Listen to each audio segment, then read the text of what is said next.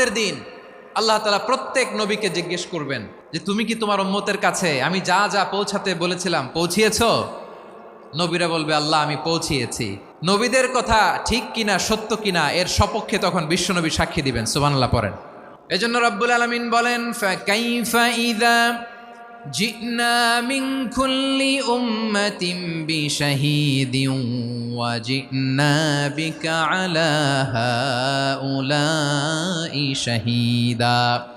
তখন কেমন হবে যখন প্রতিটি উম্মত থেকে আমি একজনকে সাক্ষ্য হিসেবে বের করে আনব, আর তাদের উপরে নবী আমি আপনাকে সাক্ষ্য বানাবো। পড়েন সুবহানাল্লাহ।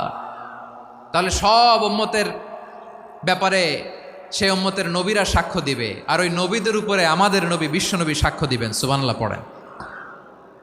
এজন্য বিশ্বনবী হচ্ছেন শাহেদ। শাহেদের আরেকটা ব্যাখ্যা হচ্ছে বিশ্বনবী সাল্লাল্লাহু আলাইহি ওয়াসাল্লাম আমাদের সাক্ষীর উপরে তিনি সাক্ষী দিবেন।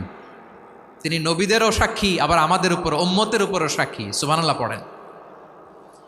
রব্বুল আলামিন বলেন ওয়াকাযালিকা জাআলনাকুম উম্মাতান ওয়াসাতান লিতাকুনু শুহাদা আলান নাস ওয়া ইয়াকুনার রাসূলু আলাইকুম শাহীদা।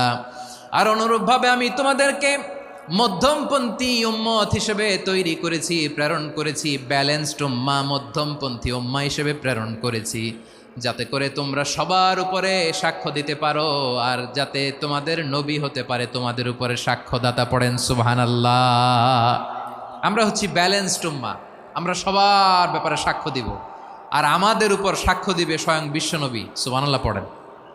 তাহলে আমাদের নবী নবীদের উপরও সাক্ষী, আমাদের উপরও সাক্ষী।